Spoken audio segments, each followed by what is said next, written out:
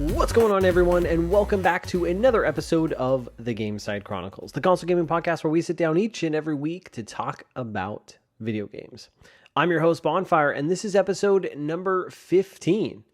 And I hope you're all having a great week out there, a good weekend, and enjoying this Memorial Day weekend if you're here in the States. And to those of you that served, I thank you. Thank you for your service. I do appreciate that. I'm very, very pro, military in terms of thanking people for their service and to our country. Very, proud in that regard. But thank you guys for tuning in last week. Hope you enjoyed that episode talking about The Last of Us remake. It's going to be interesting here coming up going into June because I think we're going to get a lot of showcases. So pretty exciting stuff. Now, this past week was kind of a crazy week. It really flew by for me personally, both on just a work front and, personal stuff. And, it's a little bit nicer weather here. It, got outside and we're starting to redo our entire backyard, which right now I'll be candid is just completely overrun. It's like a jungle out there with just weeds and stuff like that. And so we're going to lay down some sod because when we got the house, the backyard was just bark dust. So we're going to put down some sod, lay down some grass and do all this stuff back there. And oh my gosh, it's so exhausting. I hate yard work. Growing up as a kid, I hated yard work. It was not my thing. And now I get to do it again as an adult. But I have a feeling though, kind of when it's all said and done and we get the at least the sod laid down and have, an actual backyard, it's going to be a proud moment. Like, yeah, I did that. And I took some before pictures. And even now, when I say weeds, you're thinking, little weeds growing out of the ground, no big deal. I'm talking big ass weeds. So I live next to a farm.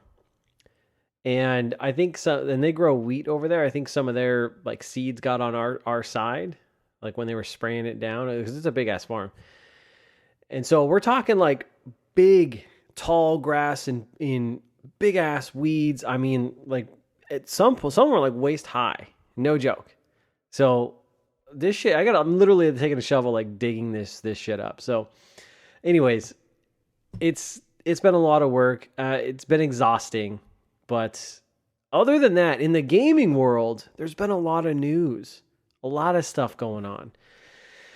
And, as I'm putting together the notes for the show and all that, I'm kind of picking and choosing some of the key stories that stood out to me. And even when I got everything typed up and I'm getting ready to record the episode, there's more things that dropped and it's just oh man, I can't stay on top of this. And I'm not going to pretend to be the number one news podcaster. And I don't expect you to come here for news per se, but I definitely want to talk about it. I want to share my thoughts on it and then get into some fun topics. And that's really what the podcast is about. So all that aside, it's been a big week, been a crazy week. I hope you got lots of video game time in. I got a decent amount in when I could. And if you're into TV shows, like a Star Wars fan, that Obi-Wan series just dropped this past Friday, which I'm very excited for. A little skeptical especially after that Boba Fett series, but it's so awesome to see Ewan McGregor back. So I'm looking forward to that. And also Stranger Things 4 is finally out. The first part of season 4 is out, and I'm very much looking forward to that. I love that show too. So hopefully they're good, live up to the expectations, and there's just lots of things to get into. The last thing I want to leave you with, just in case you didn't know, PlayStation is having its Days of Play sale where they basically discount a bunch of their first-party stuff and accessories, and they're pretty decent prices as well. And then they have a huge sale on digital games going on. So be sure to check it out if you're on the PlayStation platform. I think you can get some good deals on there. Personally, I've been eyeballing that purple DualSense controller. When they announced it, thought it was looking pretty cool and kind of had my eye on it. But now that it's on sale and it's 15 or so bucks off or whatever, it's still, I think, $59-$60. So it's, still not cheap. But I've been eyeballing it and kind of resisting the urge to pick it up just because it looks so good. And like I have the purple DualShock 4 that I got that came out towards the end of the PlayStation 4 life cycle, and so I think it just makes sense to have the purple controllers, kind of keep the tradition going on. So I'm resisting the urge, but Days of Play, it's a good time of year. And if you're looking for some of those games, I know some of the PS4s are $10, and some of the PS5 games are on sale too, $20-$30 off or something like that. So definitely worth checking it out. Now, for the uninitiated or those new to the podcast, remember the best way you can support the show is to drop a comment if you're here on YouTube and subscribe to the YouTube channel, or leave a rating. Leave us a nice rating on the podcast platform. That certainly helps out with like the algorithms, discoverability, and it's always very much appreciated. Also, you can join us over on Locals, the Gamecite Chronicles.locals.com. It's a Patreon-esque platform, and while I'm not asking for any donations or anything like that, but I just kind of want to start to cultivate a community over there and have some interactions, and eventually do some fun stuff over there that I got kind of mulking, or I don't even think mulking is a word, but kind of mustering in my mind as we get some folks over there. So I'd love to see your lovely faces over there. And if you are on YouTube, like I said, be sure to subscribe, because I've been doing these YouTube short videos, which are kind of fun. Is just kind of this really supportive content for the podcast, and just kind of short-term videos to kind of put out there and react and respond to various news items and stuff like that. So be sure to check those out if you're so inclined. You can find us on Twitter at Gamecite Podcast. And lastly, remember, new episodes of the podcast go up each and every week, Mondays, 9 a.m. Pacific Standard Time. Now, as I mentioned, it's been a crazy week. I think there's been quite a few news items, especially here in the last day or two. So lots to focus on. And I think we got a pretty meaty episode this week to dive into some of these topics. But the main focus of today's episode is video game transmedia, and really video games and TV shows and movies, making those transitions. I want to get into that and talk about some interesting news in that space, particularly from PlayStation, about some projects. And I think it'd be fun to share some games that I think would be cool to see in a really a TV series format or a movie format. There's also a couple of news items I want to cover as well. So the new PlayStation Plus list the full list has finally been revealed since that service launched this past week in Asia. There was also a new gameplay trailer for The Quarry, which is that upcoming kind of story-based game that just looks fucking awesome. But there's a new trailer for that I want to talk about. And then there's also been some news articles about Xbox passing up on some big titles. I want to dive into that a little bit. But before we get into that, let's talk about some of the games that we're playing. Now, as always, remember, let me know what games you've been playing so I can incorporate those in the show. I love reading those. I think it's fun to hear what other people are diving into, just like Rob did over on YouTube. He says he's been playing a game called Dolmen, and he says a game that just came out. It's a fun Souls-like. So I looked this game up, Dolmen, and I pulled up the Steam page. I watched one of the trailers, and it looks really interesting. I got to say, I kind of dig it. I kind of dig the sci-fi vibes, a little bit of cosmic horror in there, and it looks interesting. I wouldn't mind maybe checking it out at some point. Now, this is a console gaming podcast, so I'm going to look this up here. Dolmen game platforms. I'm curious if this game is also available on consoles. Yes, you can do that. Let's see here.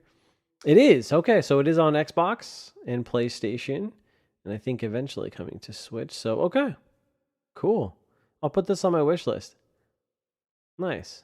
Let me know how you're enjoying that game, because it looks... I really dig the aesthetic, because in the trailer, you can kind of switch between, like, guns or like melee type weapons. So I don't know, looks like it could be fun. It just came out, I think, May 20th.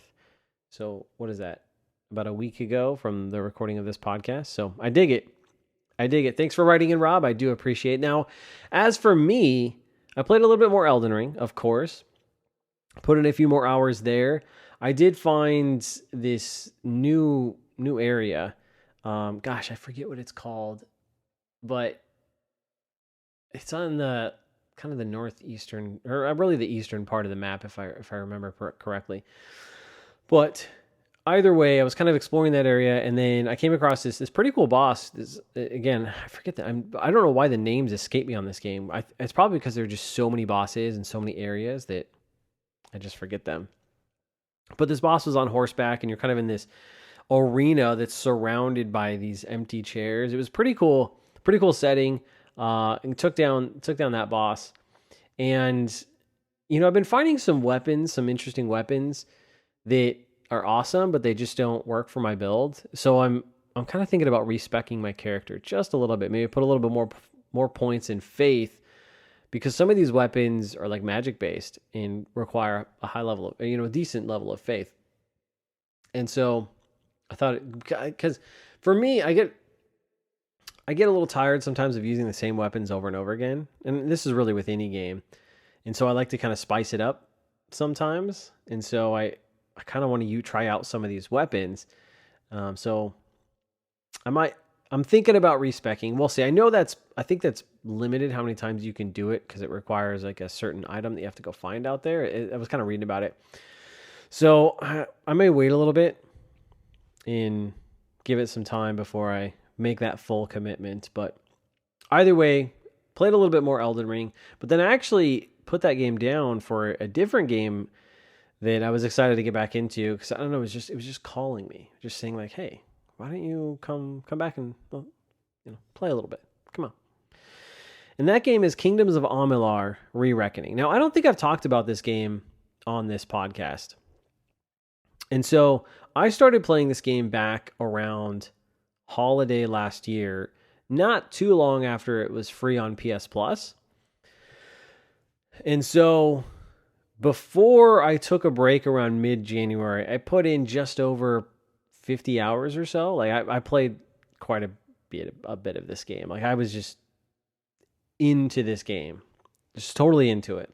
So I put it down mid-January, and I think I put it down for Doki Doki Literature Club, which is a very interesting game. If you have ever heard of it or you haven't played it, check it out. It's really interesting, and I definitely recommend it.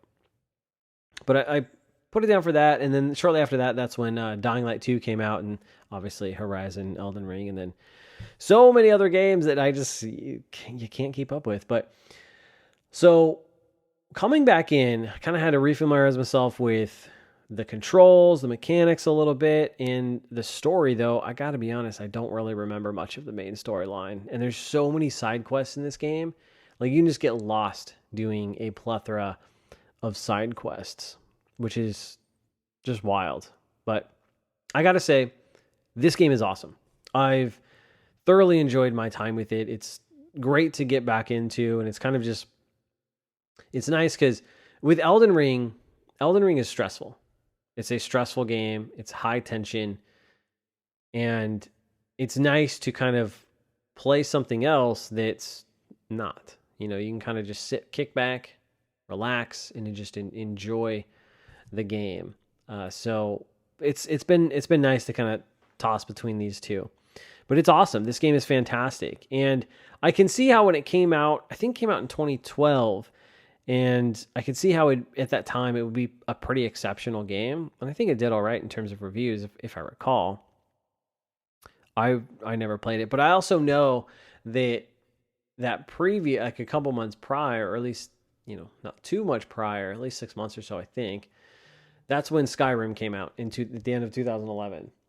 And so I could see kind of this game being drowned out by Skyrim, because obviously Skyrim took the world by storm, and to this day it's hailed as like one of the greatest games ever made. So I can certainly see it. And I'm playing the Re-Reckoning, so that's the remastered version. And it's not, it definitely could have done a little bit of a better job in terms of a remastered, but it runs fine. The graphics are what they are. It's not a terrible looking game, but it's certainly not going to blow your socks off or anything like that. But it's I still think it holds up. I still think it holds up to this day. uh, especially from like a storyline, the combat, and kind of some of the mechanics. And it's interesting too because when you start this game, because it is an open world game, and I remember kind of being in this first area, and I'm like, this is it. They just kind of all look the same. But once you kind of get out of that area, you kind of see some different scenery, and there's plenty to do and explore in this world. But I do kind of wish it would have gotten maybe a little bit of a more of a facelift on the game, just kind of clean it up, do a little bit better of a job, but it's fine. Now, as I said before, the combat is awesome. I really like the combat. I think it's fun. And I think there's some really interesting side quests that you can do that are actually, I mean, yeah, you're still doing fetch style type of quests, but it's fun. And then there's some interesting storylines in there. And I think one of the things that have liked the most so far is doing kind of the faction quest lines. So I think I've done, I've just got done with the Scholar Arcania, so like the mage ones. I did a thief one, which that one was really cool. And then a like warrior warmongers or something like that. I did that quest line too. And those ones are they're great. They're really interesting story arcs. And as I'm doing, I'm like, I just want to keep doing the next one just because I want to see where this quest and story goes. So I've really enjoyed those. It's been a good time. And, before I jumped into this last holiday, this is a game I always wanted to play.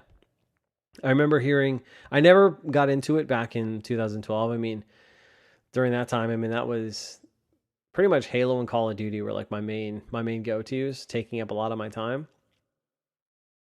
And so, years later, this game has certainly had its kind of cult following, if you will. And so many people said this game is awesome. You need to try it out. And so before the Re-Reckoning edition was announced, I decided, okay, I do want to try this game out. And I picked up a 360 version of it. Brand new. I think it was like $20 from Best Buy back when you could still get 360 games. And I still have it. It's sealed. Obviously, I never played it. And then shortly after that, they announced the Re-Reckoning version. And I was like, oh, okay, that's the version I'll dive into. But I didn't want to get it right away at day one. So I waited. I think that I got on like a Black Friday deal. And then I still never jumped into it. And then once it was free on PS Plus, I'm like, okay, I have no excuse now. I just need to jump into this game. And it was kind of a good time too. We're like, okay, there's nothing really big I want to play right now. I'm going to jump into this. And I'm certainly glad I did. Because it's, like I said, it's fantastic. And I kind of want to see this story through, so I kind of want to plug along with this game a little bit longer and, keep it going. I think I was at 50-ish hours when I started it, and now I'm at about, I think I just had hour 60. So I feel like there's still so much to do and see, but I know I could probably just plow through the rest of the story. So either way, I'll get back to Elden Ring, but I don't, like I said, I want to see this game through. So also, there's some other games coming up in June that I think look really exciting. We'll talk about one here just a little bit, but man, the struggle is real. There's so many games to play and not enough time to play them. So now, 20 minutes in almost, because I've been blabbing. Let's talk about some news items. So first, I want to talk about PS Plus, the new PS Plus Premium Full Games list. You can Google it and just find it. I'm not going to go through the entire list, but since it launched in Asia this week, so did the full list of games. And I got to say, it's pretty massive. I was pretty impressed with what I saw. So like I said, I'm not going to go through the whole list, but I will call out a couple of notable ones. So let's see.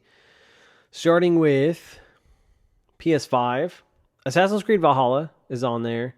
Let's see, Death Stranding Director's Cut, which that's pretty cool if you want to dive into that. The new Demon's Souls, Ghost of Tsushima's Director's Cut. Let's see, Miles Morales, Returnal's on there, which is pretty exciting. So I think, that it's interesting with that game. I've gushed about that game here on the podcast, But I also feel like that game has been kind of a little criticized, maybe a little unfairly. So maybe there'll be some more people that'll come around to it, being able to kind of try it on this new service. As far as PS4 games go, got a good list here. I mean, Batman Arkham Knight, Celeste is on there, Dead Cells, Far Cry 3 and 4, Kingdoms of Amalur, Re-Reckoning. Go play that. It's awesome. Let's see. Red Dead Redemption 2, Resident Evil, South Park: The Fractured But Whole, Tom Clancy's Division. On PS3, which the PS3 games are available via cloud streaming. Again, not the most optimal solution, I hear, but hopefully they can get that running natively. On here, the original Demon's Souls is on there. Fear, if you've ever played that game, look it up. It is an awesome first-person shooter. I actually kind of want to do an episode talking about that game and some others that I would love to see come back, so stay tuned. The Infamous games on there, which is good to see. Let's see, a couple of the Ratchet and Clank games, Red Dead Redemption, Undead Nightmare, Resistance 3. And then the PS2 games, there's a handful of those, Dark Cloud 1 and 2, which, gosh, man, I played the shit out of Dark Cloud back in the day. I fell in love with that game. Jak and Daxter, 1, 2, and 3, I believe. Wild Arms 3. Couple of PS1 games. So you have Ape Escape, which is a big one, I think, for a lot of people. Wild Arms, Siphon Filter, Tekken 2, and then 2 PSP games, which I'm a little bummed there's not more. But you have Ridge Racer 2 and Super Stardust Portable. So those are just some of the games. I mean, the list is certainly more extensive, and there's so much. I really feel like there's just a lot of great games to play on there and try out, which is pretty cool. And I was impressed, I gotta say.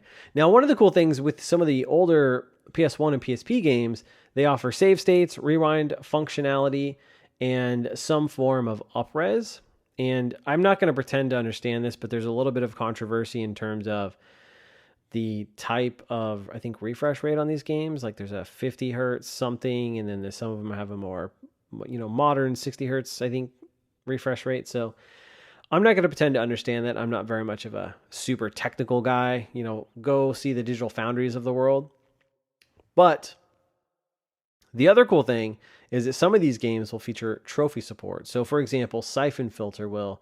And that's kind of how we came to know about this, because Sony Bend stated that they've added trophies for Siphon Filter, which is pretty cool. And that's one actually I really do want to play, because I never really got into that series. And I like Sony Bend. They're from the Pacific Northwest, so maybe I'm a little biased there, but I want to play that game. Now, the other thing I want to say about this is that there are some noticeable games missing, I think. So Resistance 1 and 2 is noticeably missing. I also think Killzone 1, 2, and 3 are noticeably missing. The SOCOM games, missing. Sly Cooper, didn't see that on there. And the Metal Gear Solid games, which maybe that's a Konami issue. I could see that, but either way, I mean, Metal Gear Solid's history, from the original games are, it's got PlayStation heritage there. So you kind of would almost expect to see that here on the list. But I have to imagine that as time goes on, similar to what we saw with Game Pass, that this will expand and they'll be able to rotate games and stuff like that. So we'll see what happens as time goes on. But I'm impressed, and I'm kind of excited to see how this thing rolls out and try it out a little bit. And yeah, I mean, we'll see how it goes. This is a new era for PlayStation, and I think, a lot of people love to throw around the term consumer friendly and bang for your buck and all that stuff. And so I think there's some good value here, especially if you haven't played some of these titles. And I get, from a PS4, PS5 standpoint, I was quite impressed with that list. So yeah, let me know what you guys think about the list and which games you're going to pick up and try out first if you are subscribing to the service. Now, the second piece of news item that I wanted to get into was this upcoming game called The Quarry. And a new gameplay trailer dropped for this one. And for those of you who don't know, The Quarry is coming out. It's June 10th, and it's made by Supermassive Games. So these are the guys that they're currently releasing the Dark Picture Anthology series. So I think the most recent one is House of Ashes. And so think of those style of games, Telltale inspired, if you will, more interactive movie type games with a little bit of gameplay. There's more gameplay in the Supermassive games than there are in Telltale. But I think their most notable game, which was a PlayStation exclusive, was Until Dawn. That game is so good. God, that game is awesome. And it's got Hayden Panettiere in there and Rami Malek. Hayden Panettiere she's a fine lady. I got a crush on her, I'll be honest. But that game is awesome. I highly recommend you check it out if you've never played it. But The Quarry is along the line. I think it's going to be a kind of re-emergence of Supermassive Games on the level of Until Dawn, because it looks awesome. So this new gameplay trailer showed off some of the game's modes and options. It's like 5.5 minutes long or something like that.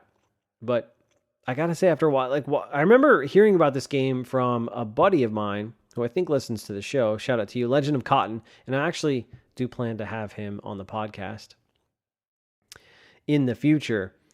But he had mentioned the game to me, and I'd never heard of it. And I looked it up, and I was like, "Oh, okay, this looks interesting." And then after watching this trailer, I gotta say, I'm digging it. I'm in. I'm pretty sure I'm in day one. So this game, first of all, wears it's heavily inspired by like 80s horror flicks. It's got that aesthetic, and it wears it right on its sleeve, and I love it. I think that is awesome. So the likes of like Halloween, Jason, or I like Halloween's in the 70s, but slasher movies, stuff like that, right up on par with that.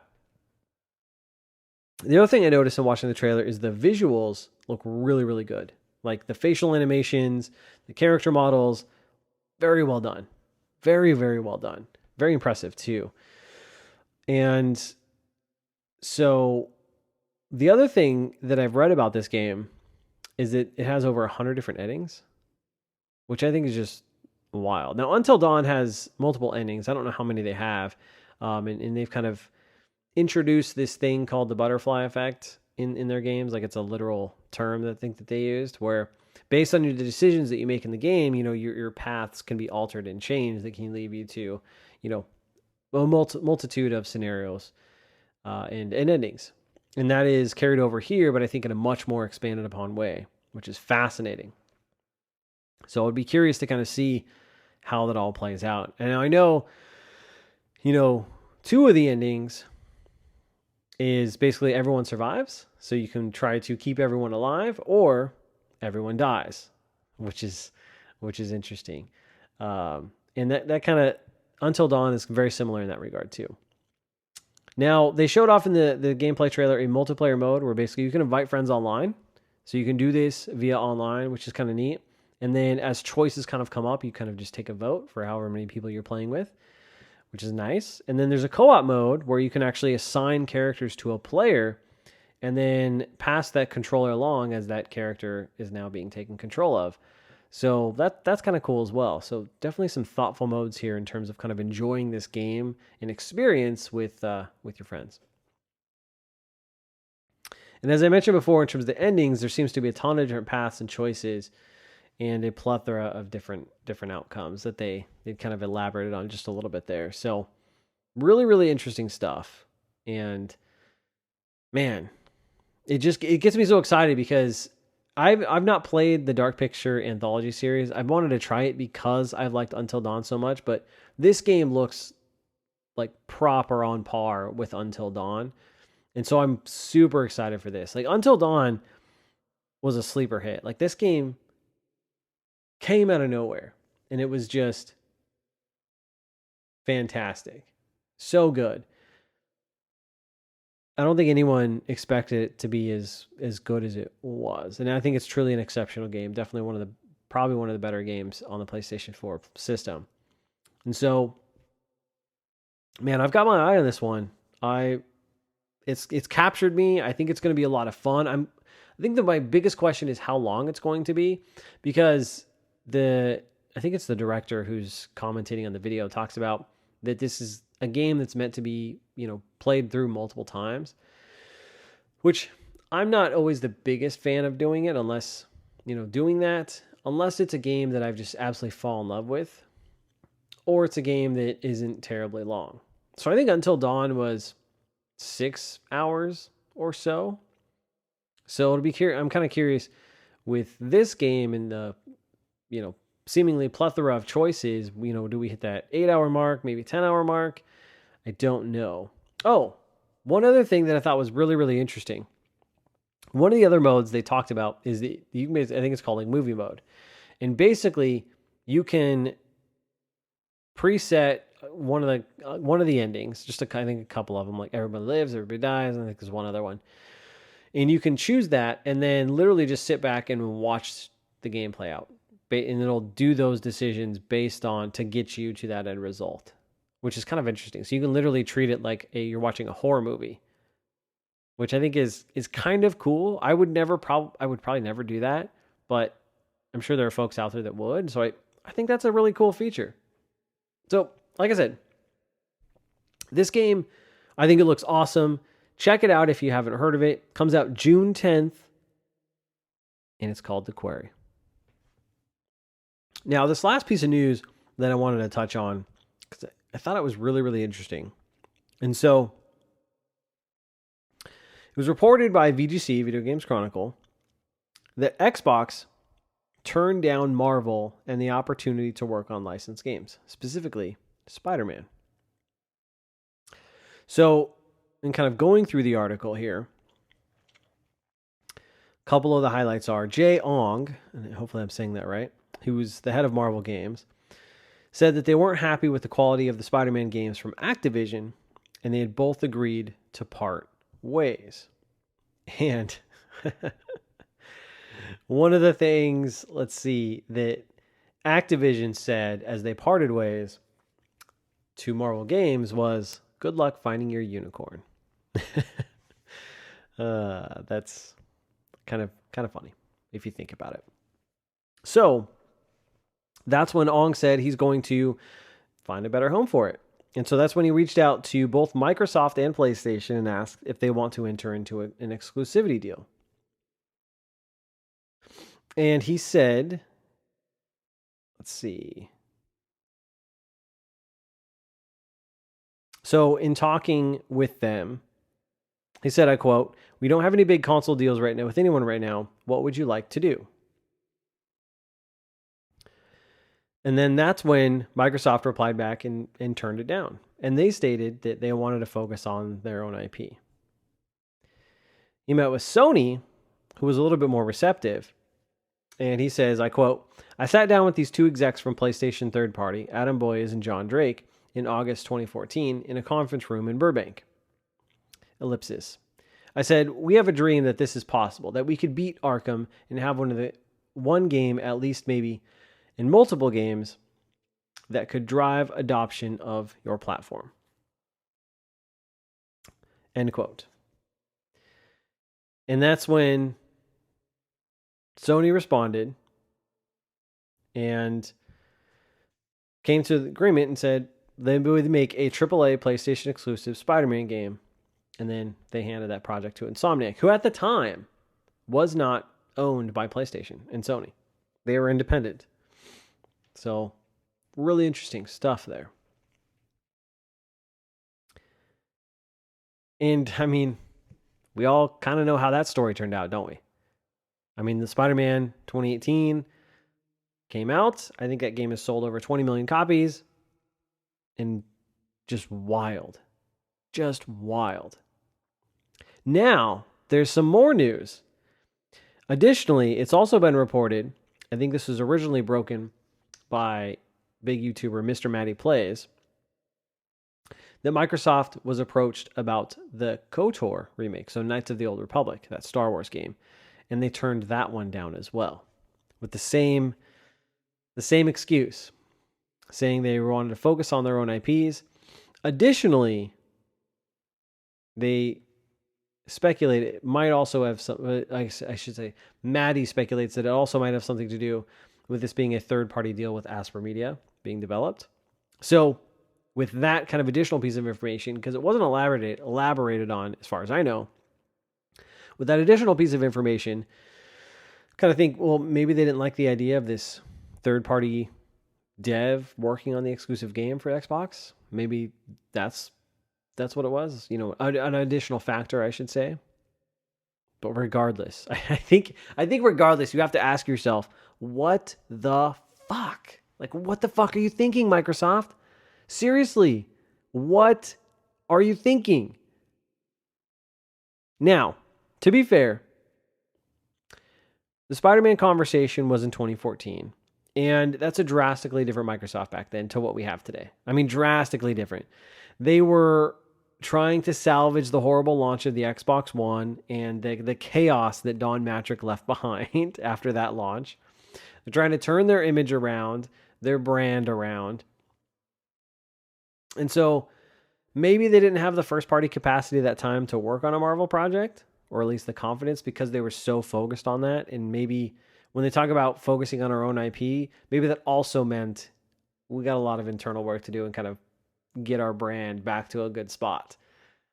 So maybe that has something to do with it. So I'll give them a little leeway in that regard when we're talking about 2014. But as far as the KOTOR remake, this one baffles me. I don't understand it. I honestly don't. Because KOTOR, Knights of the Old Republic, was originally released as an Xbox exclusive I think the game came out in 2003. Same with the sequel, KOTOR 2. Also Xbox only. Those games never have come to a PlayStation platform. You can get them on PC. They recently just got ported to at least the first one, got ported to Switch, but they are not on a PlayStation platform. And it's hailed as like one of the greatest RPGs ever, and certainly the best Star Wars game. Now, I haven't played either of the KOTOR games. I've always wanted to, especially being a big Star Wars fan. I mean, at the time when they came out, it just wasn't really on my radar. But it's been on my list to play it. And I have the digital version on my Xbox. So I've got that waiting for me. And I've kind of been contemplating whether to just play through the original or wait for the remake. I have a feeling the remake is going to make some drastic changes from the original, so it might be worth playing the original. So I don't know. If you have any thoughts, certainly let me know. If you're more experienced with this game, I'd love to hear from you. But I think my biggest thing with these is that you're passing up on these opportunities to focus on your IP, and yet we're still waiting for those said IP. Now, outside of Halo, which I think we could argue is kind of hurting right now, it's not in the best spot, despite the initial success, I think, of Halo Infinite. You got Gears, which I think those games are good, but it's kind of been a while. No one really knows what's going on with the next Gears, though that showcase coming up soon may shed some light on that. And then you have Forza, which I think Forza is in a good spot. But also, outside of those three IPs, what are the important Xbox IPs that they didn't buy? Let me preface that. They did not buy. So that would exclude all the Bethesda games, all the Activision games, Activision Blizzard games. What are the other IPs? What are you focusing on? Could you imagine a world where Xbox took the deal with Marvel and made a Spider-Man game? Now, I'll be honest, I don't think it would be as good as a Spider-Man PS4 game. But could you imagine a world just where Xbox has the exclusive Spider-Man game? That's wild to me. Spider-Man is super popular. And to even make things more complicated, Sony Pictures, I think, still retains the rights to Spider-Man. So it'd be like from a film perspective, Sony owns the rights to Spider-Man that they lent out to Marvel. But then from a game perspective, Xbox can make Spider-Man games, and then Marvel kind of dabbles in both. What a wild scenario that would be, right? Like seriously, I think we would have a drastically different Xbox. Drastically different. Because even if the game was decent, Spider-Man is huge. And knowing that that's exclusive to Xbox, I think would be a big one up. But obviously that's not how it played out, but that's just crazy to me. And the KOTOR thing. Like here's a game that has legacy to your platform, and you don't want to do it. I mean, you could argue Asper Media is doing the development. Do you just want the exclusivity rights to it? Albeit timed? No? Okay. What? Maybe they didn't want to pay for it, but I don't know, dude. I just think if this is all 100% true, so again, the KOTOR one, you got to take it with a grain of salt, because I don't think it's officially confirmed. I do think the Marvel thing is officially confirmed. So that aside, I think this further illustrates Xbox's inability to manage studios and their talent. I mean, we see that with some of the games. We see that with their, in 2022, their lack of games, though that could change. I do think it will. But man, this story kind of baffled me. These two stories really baffled me. So I wanted to bring it up. And of course, let me know your thoughts on it. But I just find it absolutely fascinating. And I don't understand Microsoft. I don't understand it. I do not understand it. So now, let's get into this week's main topic, talking about video game transmedia. Games making their way to TV and movies, which we've seen a lot of. Now, this topic was actually sparked because there was news this week that Sony has confirmed that they have a God of War, Horizon, and Gran Turismo TV shows in the works. Now, Netflix is the partner for Horizon, and Amazon is the partner for God of War. And this is in addition to their already released earlier this year Uncharted movie, which I still need to watch, by the way. Still need to watch that. I think it's on Apple TV to stream, so maybe once I watch that, I'll let you know, but I do want to watch it. They also have the Last of Us TV show from HBO series coming. I think that's coming next year. They have a Ghost of Tsushima movie in the works and a Twisted Metal TV series in the works. And I think that's actually partnered with Peacock. So they're kind of just whoever wants to get these IPs and make TV shows or movies, up for grabs. But that's a lot. So Sony is full on movie TV mode with their gaming IPs. Sony Pictures is doing a lot of work over there. And they seem to be doing pretty good at it. I mean, like it or not, Uncharted made a lot of money. And I think quite a few people actually enjoyed that movie. So, I don't know, man. It's crazy. It's just crazy that there's so much in the works over at Sony. Now, for this Horizon show, I want to touch on that just for a second here. This is the one, I'm a bit skeptical on this one, I gotta say. Just because I don't want a retelling of the games. I don't. And a lot of TV shows, a lot of games that get made into movies or TV shows, kind of start out as a retelling and then they change a bunch of stuff and it's like, it's just better. Just go play the game, right? So I really don't want that. Honestly, I don't even want Aloy to be in the series. I've seen some people kind of throw around actresses that could play Aloy and stuff like that. And okay, I think one, which I think you could kind of agree with is that the lady, she was in Game of Thrones and played one of the outside of the wall people. I totally forget the names, but she had red hair and all that. She slept with Jon Snow and all that stuff. So whoever that lady is, she could probably pull off Aloy just fine, but I don't want to see Aloy. I really don't. I would rather them do something different to kind of expand upon the world of Horizon. Because if you've played Horizon Forbidden West, I think there's a lot of story potential there. I think that game kind of opens up the doors there.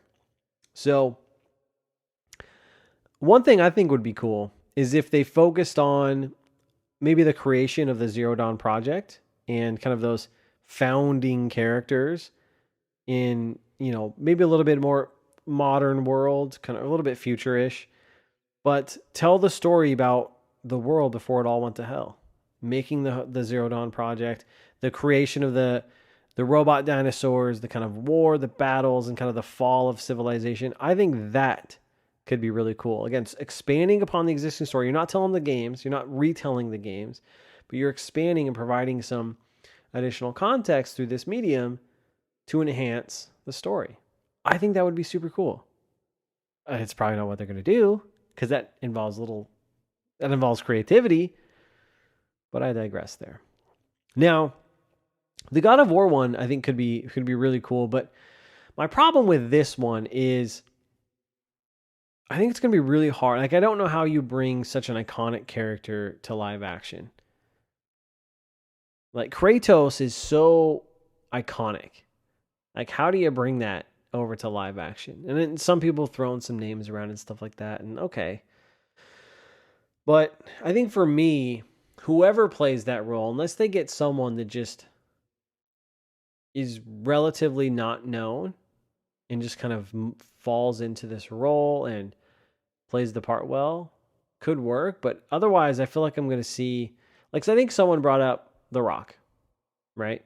I mean, he's got the body, he's got the, you could see it maybe working, right? But if something like that happens, all I'm going to be able to see is The Rock.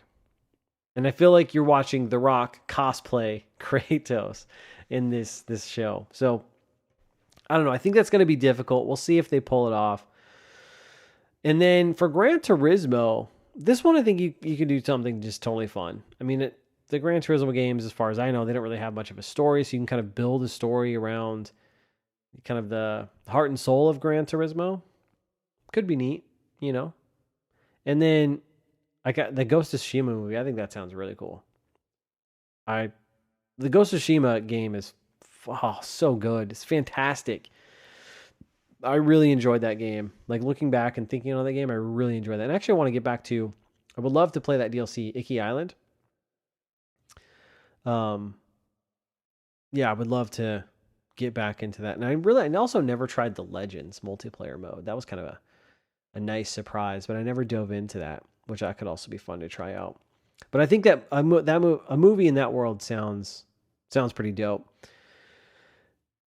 So I'd like to see a rendition of that. I'd be okay with that. Now, again, this is just what Sony's doing. There have been so many and are so many other adaptations from games into TV or movies. I mean, they got that new Halo TV show that, from what I've heard, especially in I think the most recent episode, or one of the most recent episodes, that they've just butchered Master Chief, but I'm not gonna go there. But they have the Halo TV show. We have the Resident Evil movies, a couple TV shows. I think there's a new one coming out on Netflix. There's the Sonic movies, the new Sonic movies, which I actually recently just watched the first Sonic movie.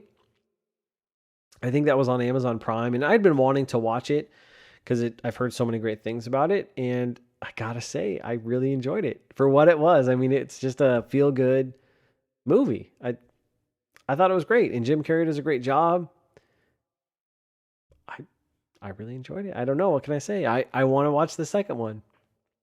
You also have the Tomb Raider movies, both the Angelina Jolie ones and then that more modern reboot one. Pokemon has got tons of TV shows, movies, and then you have that live action Detective Pikachu, which I never watched that, but it just looked weird to me. Though I've heard it's not bad. You have Mortal Kombat movies. You you have a Monster Hunter movie, which, dude, that looked so. I never watched that, and I don't think I ever would because it looked so terrible. The trailers for that looked so bad, so bad. It looks like nothing like Monster Hunter, and I'm not even a big Monster Hunter guy, but that just looks so bad. You had the Prince of Persia, Assassin's Creed. You had the two Silent Hill movies, which I'd forgotten about those. And those are actually not bad. I think they kind of do a pretty good job at capturing the atmosphere and kind of aura of Silent Hill. Uh, there was that Warcraft movie, which that was an interesting one. There's a Need for Speed movie, a Doom movie. The Rock was in the Doom movie, Hitman. And then you also had the Castlevania series on Netflix, that anime, which is awesome, by the way. Awesome, awesome show. Like, it's so good. It's definitely an adult, show, but it is fantastic. Highly recommend that one. The Witcher series, which is another great one. And then lastly, that I'll call out, who couldn't forget the OG Super Mario live action movie? That's a classic. That's a classic. But there's plenty of others that I didn't mention too. And let's be honest here. A lot of these are not good. There's definitely some good ones out there. Castlevania I just mentioned. I think the Silent Hill ones are pretty good. The Sonic movies are pretty good. I think there's a lot of people that like the Resident Evil movies and so on. But generally speaking, when this is done, it's not that great. And I think part of that is because it's really hard to translate video games, which is an interactive medium, to a non-interactive medium in movies and TV. Because with games, you're spending dozens of hours playing it and investing time into this world and these characters. Whereas like a movie, you only have, 1.5 to 2 hours to do the same level of world building, character building, story building that you do in a game where you're spending, 15, 20 plus hours playing. It's not really doable. It's hard to do. So I think that's a contributing factor there. But with all that said, I thought it'd be fun to share some games that I think would translate well. Now, before I get into this, I do want to say this one thing. That I think when it comes to video games, transmedia, over into movies and TV, I think television shows are probably the best form factor because it allows the opportunity to tell multiple story arcs. Like you can have the one overarching story arc, but then you can have all these little sub stories filtered into the various episodes. It allows you to develop the characters, world build a little bit more throughout the season or seasons. So I just think it's just a better format than a movie. Because again, a movie, you're only getting 90 minutes to 2 hours to do what you got to do. And that's just not enough time to do it at the same level a video game would. But I've got a list of 5 games here that I think would be pretty cool TV shows. Now, these aren't in any particular order, so as I go through these, so keep that in mind. But the first game I put on here is Days Gone. That's the PlayStation 4 exclusive that came out, I think it was 2018, if I'm not mistaken. It's also available on PC. But I think this would make a really cool TV show. Similar to the style of The Walking Dead, but there's so much more to the Days Gone world that you can play into. Now, again, I'm a little biased here because this game is based in the Pacific Northwest. So maybe that bias is coming through. But I think if you focused on kind of the human element in this zombie world, and then the stuff that the Nero, those are the scientist dudes, are doing in the labs, I think that could be really interesting. Because I really feel like one of the things in the games, because you do interact with one of the scientists a lot throughout the main story of Days Gone, but I don't feel like much of that was explained. Or maybe I missed some of that stuff, but I feel like kind of exploring that element would be really, really cool and fit nicely into a TV show. So I don't know. I really enjoyed the world of Days Gone. The game certainly had its issues, especially at launch. And I think, in my opinion, the game's biggest issue is its story pacing. Just not very well done in that regard. But it is a fun world to explore. The taking out hordes of zombies is certainly a blast. And there's some cool mechanics here and some fun characters. So I think that would be a really cool TV show. Now the second one is Diablo, a Diablo anime specifically, similar to the style of Castlevania, just a very dark fantasy anime in the Diablo world. I think it would be super, super cool. Now, I've only played Diablo 3 personally, so I don't know the history and the story within Diablo 1 and 2, but I am confident that there is some good story elements that you could tell in the Diablo world from these games. This would obviously be adult oriented with all the kind of themes and the gore of the games and stuff like that. So I don't know. I just think this would be super cool, and I would love to see that played out. I after Castlevania, man, I love the idea of a dark fantasy anime, and Diablo I think would fit that perfectly. Now, this third one is kind of a personal one for me. And that's Valkyria Chronicles. And this was another anime, just because I think you'd have to do an anime or some sort of animated style TV series. But Valkyria Chronicles, I love this game. The first game is so good. The first time I played it was the remastered PlayStation 4 version, and I just fell in love with this game. Just absolutely, I adore it so much. I think it is so, so good. It's fantastic. I love the strategy elements of it. I love the themes in it. I love the kind of setting, this kind of alternate history, World War II type setting. I love it. It's so good. And I think you could tell a really cool story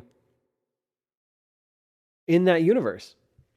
A war story with not necessarily the characters from Valkyria Chronicles or any of those games, but maybe just a different site. Other characters set in the same world, going through the same war. I think that'd be awesome. I think you could do a really cool game. And then the biggest thing with it, though, is you have to maintain that beautiful watercolor art style of Valkyria Chronicles. If you could do that and make that into a cool TV show, that'd be a banger. I really think that'd be awesome. The last thing I'll say about Valkyria Chronicles is, so obviously I mentioned before, I love the first game. The second game, I played a little bit of it on the Vita, because you can play the PSP version there. The third game, I don't think ever came to the West. And the fourth game was good, though it was basically the same as the first game, with some slight changes. So I do hope this series continues. I really do. And I'd love for them to bring 2 and 3 playable, maybe on that new PlayStation Plus tier. That'd be nice. I know Sony doesn't listen to me, so if you have influence out there, make it happen, people. That would be awesome. All right. Now, next on my list is one that I know will never happen. But in kind of putting this together, I thought this would be kind of a cool idea. So that is The Order 1886. And this could be done in live action. Do a TV series. If you wanted to, maybe a movie. But again, I think TV series would just work better. But as I said, this will never happen because the game didn't sell. The developer, I think, was Ready at Dawn. They were bought by Facebook. I'm pretty sure Sony still owns the IP, but I don't think we'll ever see a sequel to this game, which for me, man, is a shame. I think it's a shame. I understand this game's criticism, but I certainly enjoyed it. I thought it was a good story. And would have loved to see a sequel because I don't think this is a spoiler, but the game ends and sets up a sequel that we'll never get. And so with that, there's an opportunity to kind of tell this story through a different medium, like a TV show, and kind of see where these characters and the story goes. And I think one of the things I love about this game is just the world, the setting, and this alternate history. it's awesome. I love it. And I think it would just make a great TV show, because you also got like the werewolf creatures, and then these cool weapons that you get to use, and you're running around, London with all this cool technology, and I love it. I think it would work. You do a live action series with these characters. You tell a compelling story after the events of the first game. That's what I want to see. But I know we'll never get that. But I think it'd be cool nonetheless. Now, lastly, my final game on here that I think would be a good TV show is Red Dead. This would be another live action one. And Red Dead 1 and 2, I think, are already realistic and have such amazing stories. But I think these games could translate into a TV show very nicely, like a Western TV show. I think that would be so cool. I think it'd be really, really cool. And in the TV format, again, as I mentioned before, you can develop the characters. You can spend episodes playing out maybe certain missions, like a side mission in the game, or different areas that they kind of go through, or even side quests. And I'm not necessarily saying to like a 1-to-1 of one of the games, but if they did do that, 2 would be the way to go. That story is arguably one of the best stories ever told in a video game. It's so good. My gosh. So I would just love to see kind of that universe in kind of this, that kind of grit and grittiness, I feel like, of Red Dead on into a TV show. Would be awesome. I think that'd be really, really cool. Now, obviously, there are others that could be cool if done right. So like maybe a Zelda series, or, I think a kind of easy answer would be Elder Scrolls, because that's such a massive world. I feel like that you could turn that into a TV series or a movie or something like that. So I'm sure there are others out there, but those are kind of the 5 that initially came to mind for me, and a little personal picks, I got to say. So if you could, that's the question of the week here. If you could turn a video game into a movie or TV series, what would it be and why? Let me know. Write into the show or hit me up in the comments down below. That'll do it for this week's episode. I think we just about hit an hour. I thought we were going to go a little bit longer, but maybe I didn't blab as much as I normally do. But still, nonetheless, lots of interesting things happening in the game industry. We're gearing up for summer, and presumably a bunch of showcases from the big publishers. It's going to be exciting times and lots to do. Hopefully we can catch up on our backlog. And if you're like me, my backlog is never ending, so that's never going to happen. But hope there's a couple games I'd like to get to. So that'll do it for this week's episode. I want to thank you guys for tuning into the show. And of course, let me know your thoughts down in the comments below. The best way you can support the show is to drop a comment on YouTube. Be sure to subscribe to the channel, or leave us a nice rating on the podcast platform you're listening on. Remember, new episodes of the show go live each and every week, Mondays, 9 a.m. Pacific Standard Time. Hope you guys get lots of gaming time in out there. Stay safe. Until next time, I'm Bonfire, and I will see you online.